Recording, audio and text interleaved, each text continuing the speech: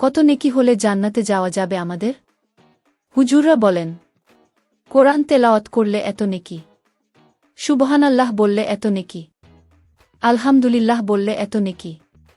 আর আমরা বৈশা বৈশা হিসাব করি, সারাদিনে কত নেকি কামাইলাম। কিন্তু ভাই, আপনি কি জানেন জান্নাতে যাইতে হলে ঠিক কতটা নেকি লাগবে? কোন হুজুর কোনদিন বলতে পারছে এই হিসাব? কিংবা কোরআন হাদিসে পাইছেন এমন কোন হিসাব? পান নাই।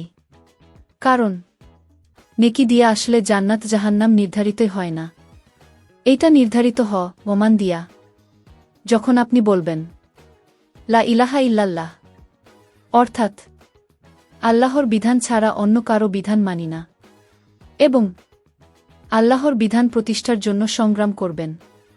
তখন আপনি হবেন ঈমানদার, মোমেন, আপনি হবেন জান্নাতি। কিন্তু কোন স্তরের জান্নাতি? সেইটা নির্ভর করবে আপনার আমল, আখলাক বা নেকির উপর। কারো আমল হবে বেশি, কারো কম। কেউ দিনের জন্য ৫ টাকা খরচ করতে গড়িমসি করবে, আবার কেউ হাসতে হাসতে নিজের জীবনটাই দিয়ে দিবে।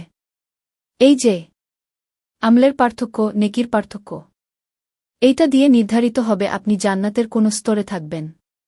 কেউ হয়তো জান্নাতের সর্বোচ্চ স্তরে চলে যাবে, আবার কেউ কোনো মতে টাইনা টুইনা পাশ করবে। কিন্তু ঈমান যদি না থাকে, অর্থাৎ আল্লাহর বিধান প্রতিষ্ঠার সংগ্রাম যদি আপনি না করেন, তাহলে আপনি যতই নেকি কামান, লাভ নাই। ব্যাপারটা যেমন আপনি হিসাব করতেছেন কোনো প্রশ্নে কত মার্কস পাওয়া যাবে, অথচ স্কুলের ভর্তি তালিকায় আপনার নামই নাই।